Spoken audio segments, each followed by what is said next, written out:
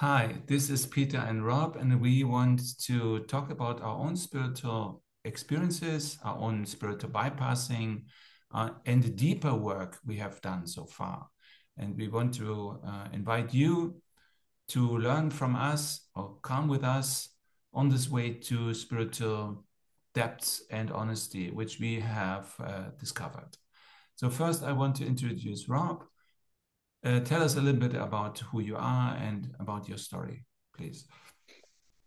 Okay, thank you, Peter. Yeah, so my name's Rob. I was brought up in the UK, um, and I now live in Spain. And I've done for a long time.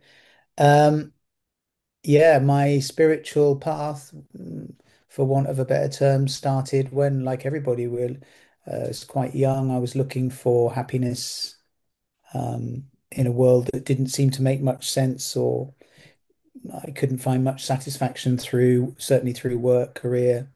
Um, all the traditional areas that we've been taught, that success didn't bring me that happiness. And then the same thing happened within relationships. I didn't find the thing I was looking for.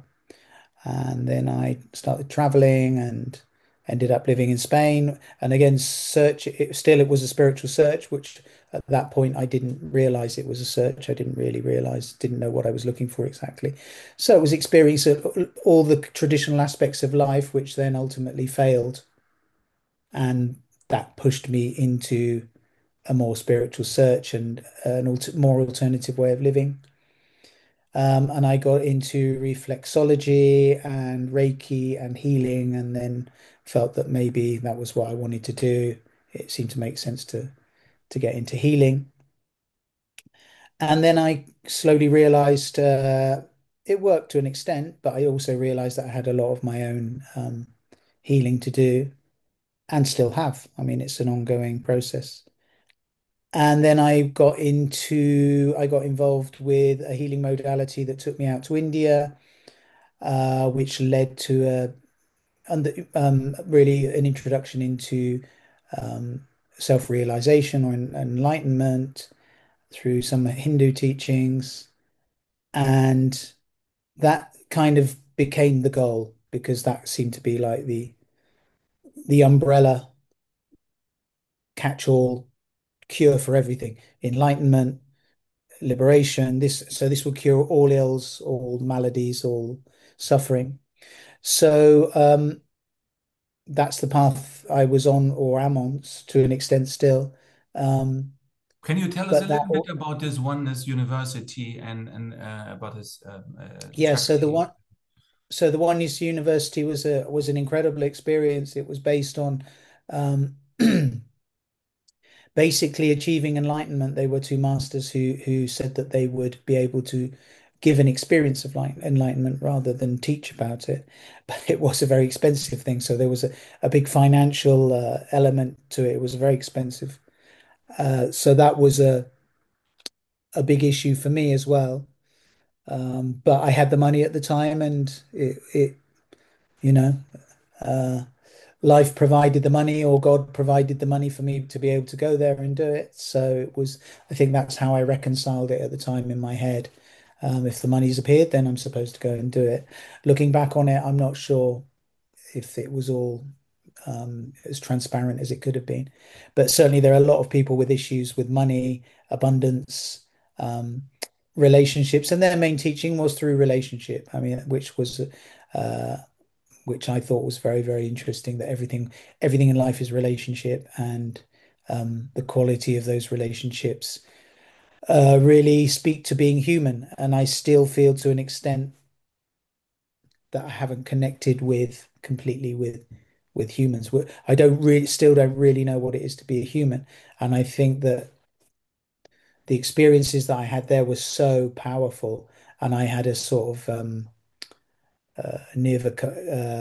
Kalpa Samadhi experience, which completely took me out of the system, and many, many other very refined spiritual experiences outside of the body. And it was very, very difficult for me to come back into the body when the course finished, and when that period finished, I came back to Spain, and then I really got started when I started working very, very hard. I got into a job, working many, many hours a day, making money, obviously, and just trying to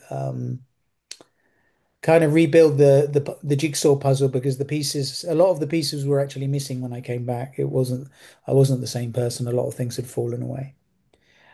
And then, so then that whole part, and there was nothing. It was a very pleasant thing, because it was, I've got something now.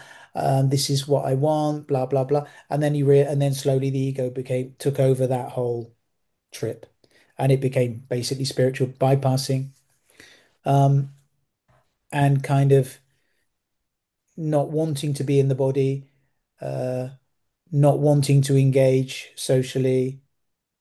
Um, Although in the material sense, I was working very hard in terms of relationships. My only interest was to be, when I had free time, just meditate, be out of the body, be out of this, and then slowly, um, that's that stopped working as a solution to the day-to-day issues. And then I slowly realized that I'd fallen into a, bypassing mode, and I needed to get back into the body. So I came across a teacher who would teaches surrender, and started working with her technique, and that brought me back into the material world, uh, not in a financial sense, I mean in a physical sense, back into the body. Which is where I find myself now. And then I'm working on other modalities, um, working on basically repressed emotions now, repressed anger, the things that, because I was so bypassing to such an extent that I thought those things didn't really matter. The trauma, the even the ancestral things from, our previous generations. Okay, well, I'm not those things. That's not my true essence, so I don't need to worry about those.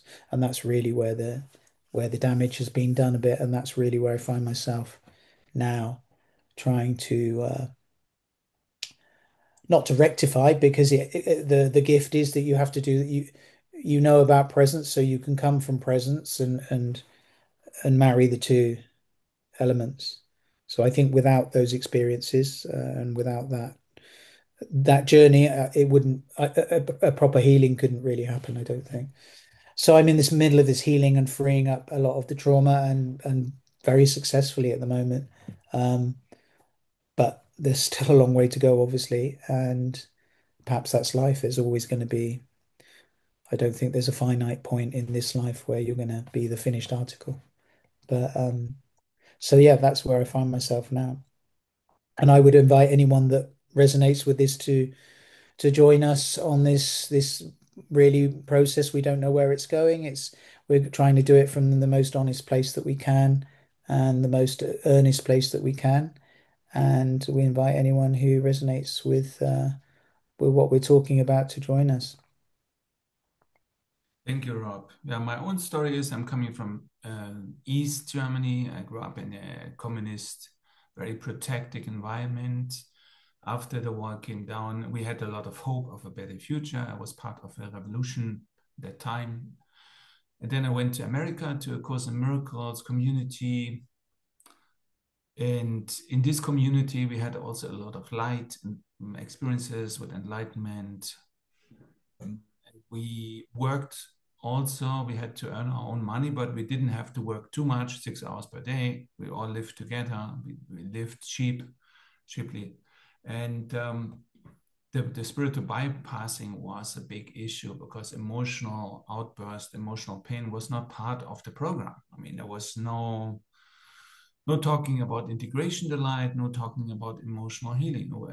They always thought, or they taught, that the light is doing the work. So we don't have to do nothing else except to show up in the light session. In the light session, we played music, and on the waves of the music, we flew to the other worlds. That was easy to do, to escape the matrix. And for all of us, after the master teacher, who was the guru of this community in Wisconsin, after the master teacher died and one more year passed by, everything fell apart. And the people had to go back. We were promised to escape successfully physically from this world. There was every week the master teacher said, on Saturday at 4 o'clock we are leaving. But finally we were still there. And we had to deal with it. And many had a hard time or went back to drugs or whatever. I mean, to say truly yes, to be here was a big issue, and maybe many have never done this since then. I came to Spain. I had a girlfriend here, and I worked also, but I still was outside my own life. I didn't look into the corners. I knew that incorporation to live in the body was important, but it is a step-by-step process to open deeper and deeper into my emotional pain. We both have issues, I think, with the early childhood. I came to the world too early, 6 weeks too early. I was in isolation for the first 6 weeks and pure oxygen. So I know what separation and being left behind means. And this questions or issues which are still stored in the body. But now we have techniques, we have modalities to really look honestly and solution-oriented into these questions. I had 2 experiences on a physical level, which I still think about. And one was when we were here in Germany on an island with friends. I had to go back to the mainland in order to pick up a sweater for me. And I went in a different path, and I fall into the hole of mud. I was in the mud until here, and I knew I had only one chance because there was no ground. What should I do? And there were some eagles in the lake. It was a very wild, remote area. And this eagle called me in one direction. I was swimming out of this mud into the lake, back into the lake, escaped. And this is basically on the spiritual path, the idea we have to go just in one direction and never look back. But finally, I have to look back. Another thing I did was a fire walk. It was very tough. The stage before, we had to run in the Indian era which was pointed here to the trough. We had to destroy the era with our skin, and then we had really to walk into the fire. We had to know before why we're doing this, and the fire was going to the whole body. It was not something like I'm walking on wet, cool meadow. You were walking on hot coals. You mean like hot coals? Wow. So, and the solution was, it was very, very hot. Yeah, it was the embers was made with trees. They burned trees. I mean, it was incredible for the whole day. And in order to be successful, we have to calm fire and not try to pretend it's not fire. We have to accept the fire into our body, and the fire was really going to the whole body. Wow. So you transmute the wolf. It is I was insane. Before I started, it was the coldest night in the year, in the winter. And there were 2 thought systems in my mind. One said, you're insane, you will die. And the other thought system said, you will be fine. Others have done this before. And I wanted to be the first. And the funny thing was that my feet were burning like fire on the snow. I was standing on the snow. It was 15 minus degrees Celsius. And when I was walking on the fire, it was fine, just fine. And the others came after me. And one guy was even carrying his wife. And there's no physical explanation for this. They try to pretend they know everything, the scientists, but it's not true. There is something extraordinary happening, and it has to do with the group, and it has to do also with the fire, letting the fire in, right? So you didn't get burned. And the second time I was not focused, I get burned a little bit. Yeah. And then the third time I was focused again, and it healed. It was gone. Wow. Well, it was very powerful. The effect was during lasted for 6 weeks. It was this kind of sensation of total cleaning. Yeah, amazing.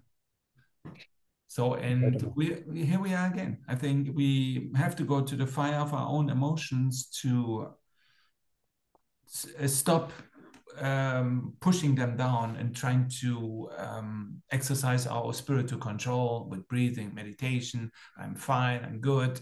No, we have to look what is really inside me and what needs to be seen, embraced, accepted, and basically saved or healed in us. What do you what about understanding why those repressed feelings are a drive in us? How would you explain those? It's like in the shamanism, they have the teaching of lost souls or lost soul parts, and the shaman is doing the retrieval, the recovery of this past. But we can do it with the body. We have the body. We have also other tools to find this past somewhere in different levels of reality. This is too, but basically, they sit somewhere in our body, and these are small parts like maybe when I was born, part of my soul didn't want to be born. Yeah. So where is it? It's somewhere in the body, and we So, have to so go it's there. so it's lodged in the memory in the area of feelings or the body, the feeling body or the yeah. Well, I had the similar thing. I was adopted, so abandonment is obviously a massive issue as well in my trajectory. It's huge. But then there's also the understanding of um, why there's so much anger, why these things are, this need to be seen as a child, this need to be accepted, which we all have. I don't think you have to be an adopted child or to have been born, a few weeks early to, I think most humans relate to that. So the abandonment is the ultimate abandonment is we feel that we've been abandoned by God. I mean, that's the spiritual one, but the result of that is in our systems, all of that trauma has become lodged, and it's sort of understanding that, okay, well, I'm constantly looking. As a child, I was hyper vigilant. Adopted children are very often abandoned, yeah, because you're always looking for, right, where's the bullet coming from now? Okay, so I have to appear in this way to this adult, to my teacher, I have to appear like to my friends, I have to be the clown and the this and that. But it's always seeking acceptance and it's always trying to meet a need. So I think to understand that is so important, or it's been so important for me to understand that, and I'm still doing that with my partner, with you, with whoever I'm interacting. There's still this element, and that's a very, very, for me, that's been a very, very liberating thing to be able to perhaps to constantly inquire into that. And as I've done that, there's a release because you don't feel the fear of any, because a lot of it's based on, if I don't appear in a certain way, I won't be accepted by this person. And this is what happened. The first one being my mum, my father, or so you're already in some way you're putting your parents' needs. Actually, what you do as a child subconsciously, you recognize your parents' needs and you actually cater to their needs rather than your own. It's quite, Yeah. and they would have done the same with their parent. So we're in this kind of long chain of people pleasing. And that's fascinating to me that we've got so lost on that. So there's zero authenticity because really I don't even know who I am because I was so busy trying to fulfill what I thought everybody else wanted so that I would get my ration of love that I don't really know who I am in a human sense, the true personality of who I am is absolutely fascinating. Mm. Yeah. I mean, also another issue came up in the last weeks, a month. I was always how to say, disconnected from the life on earth. I didn't want to be here and I didn't appreciate existence at all. Mm. But I knew if even if I prefer not existence, I cannot kill my own soul. I can kill my body, but I cannot kill my Yeah, soul. So to yeah, kill the body means to give up power to change my destiny. When I'm dead, I will still see everything. They put me into a corner and you sit here for 1,000 years and then you will be reborn. So we are in this circle of rebirth and coming back and coming back. And we have to find a solution. And my girlfriend told me, you're not appreciating life. And I said, mm. yeah, finally I have to appreciate it because Yeah, reject it will not lead me anywhere. Yeah, yeah. But it's a process. You can see you're doing it, but at the same time, it's having the honesty to accept it and being ready to accept it. And it's not easy because the attachment to um, the connection with presence is so powerful, and uh, and it's very beautiful. It's a very nice place to be. I mean, it does have its yeah, I remember in India they did so they would do these like you could have these darshans with Amma or with Bhagavan, and it was incredible. This was the financial aspect. So you go, it would cost 500 euros, and I know, and you go and have a darshan with her, but then you could ask for something. You could ask for a boon, or you could ask for. And I remember, so, in fact, a friend very because I didn't have the money to do it. So one of my friends said, "Oh, I'll pay for you." So very generously paid for me to go and see Amma. And I was thinking like all the time before I went in, what am I going to ask for? What I'm probably going to ask for enlightenment, blah, blah. And I remember when it came to my turn to actually ask her for, I don't know where this came from because it certainly wasn't something that I'd formulated in my head. It was, so what is it that you want? And I said, I want to know what it is to be a human being. And I'm thinking, wow, where did that come from? Why didn't I? Because I was thinking I'm just going to ask for loads of money or to be, liberation or uh, but this is where this is it. This is what it's about being brutally human.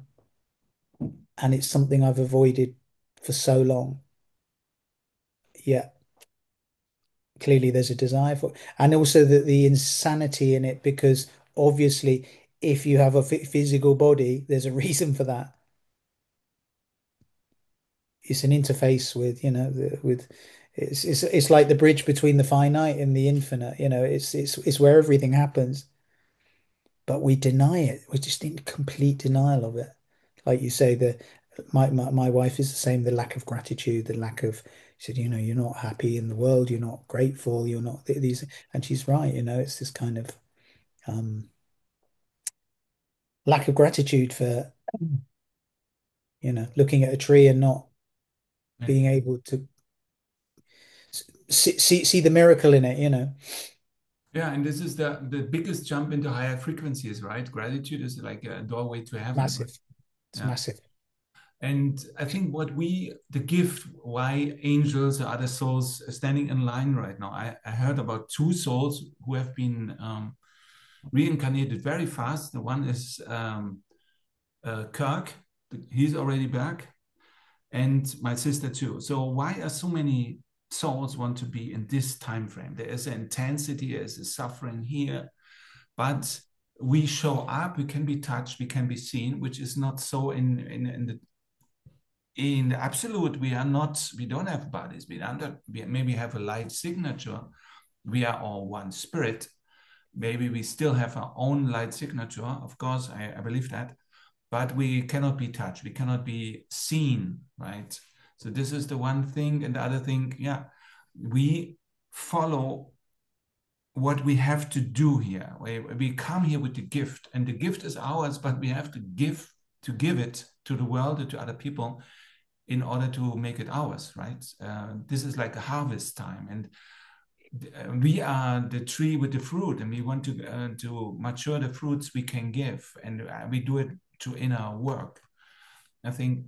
And then we can really start to love other people. I realize, oh, I really love other people for the fact that they are beautiful souls. We all have beautiful souls. They are not touched by the world. And everybody brings his own light into the world. And for that, we can be thankful for everybody we meet, I Well, think. yeah, exactly. Yeah. Well, thanks to that reflection, this whole thing plays out. Yeah. I remember years ago, I'd forget if it was because I was very, at the beginning of my sort of, or conscious beginning of my spiritual path, I was very interested in the ascended masters, particularly Saint Germain. And I remember, I think it was Saint Germain saying, if you were, and it was something that stayed with me, if you could see the quantity of souls queuing up to take a human body right now, because this is much more a metaphysical area that we're talking about.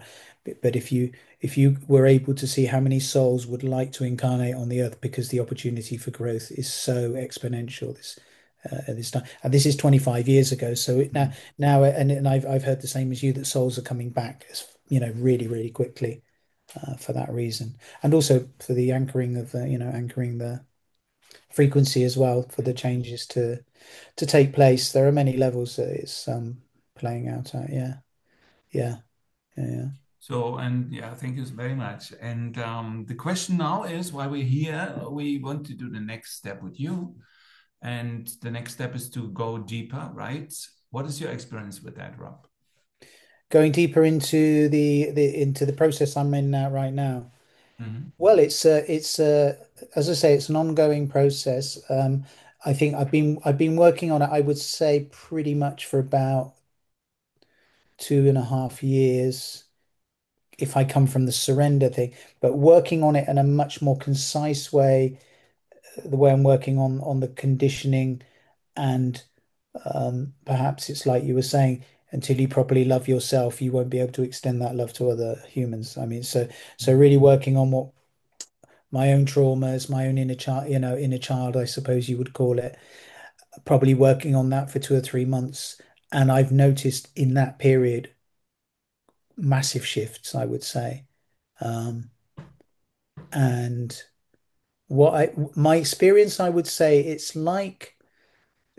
difficult to explain it. It's like when you're in presence and you're out of the body. So there's an element of witnessing, but the witnessing is happening in a way that um, it's not attached to what the 3D avatar is doing. So what I've noticed I've noticed that my day-to-day life, I'm doing the same things, I'm working, but there's been a massive slowing down because there's a massive acceleration in me. I'm always in a hurry. There's always this tension in me. So I'm doing things. There's a seeing of that, which there always was, but there isn't an attachment to that anymore. Like saying I would see it in the past, and you say, okay, you need to slow down. You need to do, but that's not happening now. And as a result of that lack of attachment to that happening, it's actually slowing down. There's just an acceptance of it, I would say, or a surrender to it. And it's really that's what I've noticed. But you Um, said that witnessing consciousness is not the solution because it's disconnecting from the emotional life Yeah, too. it's not witnessing consciousness, it's witnessing the conditioning of the way that the 3D avatar that I am, just the way I do things, the way I speak. Sometimes, you're in the kitchen doing something, and then you drop it and you say, "Oh God, you're in a hurry." So in the past, it was okay, slow down, breathe, peel the potato, and now it's not doing that. It's saying, "Oh, okay, you're doing that." But there isn't that reaction and that internal dialogue. You need to slow down. As soon as it's seen, the slowing down happens. It's more automatic than it was. It's like somebody's left the room. I don't know how to explain it better than that. Mhm. So it's familiar. It's a familiar thing, but it's slowed down. Um, yeah, it's like some of the personalities or some of the programming in myself is fallen away somehow. Mhm. Yeah.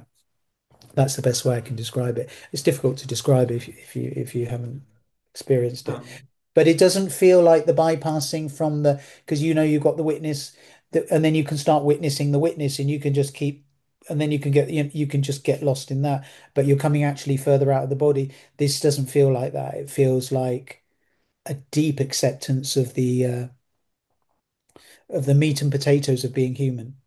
mm, There's no, you need to do it this, you need to, no, there's none of that. It's just happening automatic. And there's a deep acceptance of it. And that's, I suppose, the love and because yeah. because Mm, I'm not sure that loving yourself is like a really nice, warm, fuzzy feeling.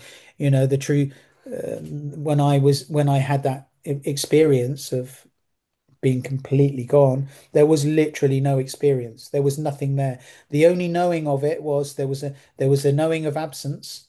mm, And the only time that I realized that I'd been in that state was when I came back into the body. mm, So that to me, that consciousness doesn't have any kind of element of even that feeling of love and warm feeling is still dualistic in nature. because it comes and goes. So the feeling that I'm having in the last sort of few weeks has been this witnessing, but Mm. not in a cold way, and not in a judging way, and not in a, okay, now you have to do this, but in a kind of very just pure acceptance, really, just pure no problem with whatever shows up. And in that not no problem of sh what shows up, there's a peace and a stillness in it. It's very difficult to put it well. You can't put it into words. It's Mm. pointless trying to I explain think it. the peace we experience has to include the body and our emotional life, right? And not disconnect from it, is my understanding. And Yeah. also, the inner work we want to offer you is also the work with the inner child.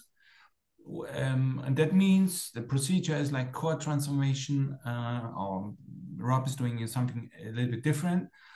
And but my way, I discovered the best and most honest way is that we look for blockages or symptoms in the body, and we ask this part of us, or we thank it for his efforts to do whatever it wants to do, and we ask it for his purpose. Most of the time, it will have a purpose like protecting itself and search for safety and finally for peace. And we bring this part back to the peace which is already underlying, or the love which is already like a field in which we live, then it can relax. And then we can invite this part, which is maybe 5 years old or 0, to come back to us as an adult. We grow this part, we change our own timeline for this part, and bring it, grow it up until it's here really like an adult. And this is the way of our own way to soul recovery. And we can do this with all resistance, with all parts which are still cut off from our consciousness. We can do this also with our parents in order to change our own timeline and the timeline of our parents, because we're talking Mm. about our inner parents.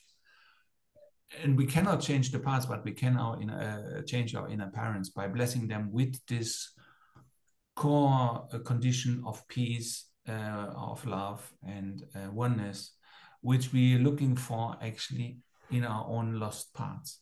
So this is like we're doing work of inner parenting, of inner healing, of soul recovery. And we will invite you. When is our free seminar? The next one is on the 30th of November at 6 o'clock. And we will show some of our, European time, that is, yeah. Obviously, yeah, yeah, we six have o'clock European time. Berlin time. And we will post the Zoom link and the date in this video channel, in this video actually, and you will find us there. So, Rob, you want to say something to close it? Yeah, well, yes, the modality that I'm using is through a teacher called Scott Killerby, and it's very, very helpful. And it's not, well, in my experience, it's been very, very liberating and quite painless in the sense that you don't have to relive the trauma. It's not something you should be afraid of. Certainly, in my experience with it, it's been a very, very physical response. So the release is a very physical, visceral reaction. But there's no need to say, no, that was because you were abandoned as a child, or that was because this happened as a child. There's no revisiting the pain in that sense. There's no psychological suffering with it. It's very much a physical thing, and and you can feel that a space has opened up in the body, and consequently, as you open up space in the body, more light can come in, and more presence and more understanding of who we are and more integration. So that's how it's working for me.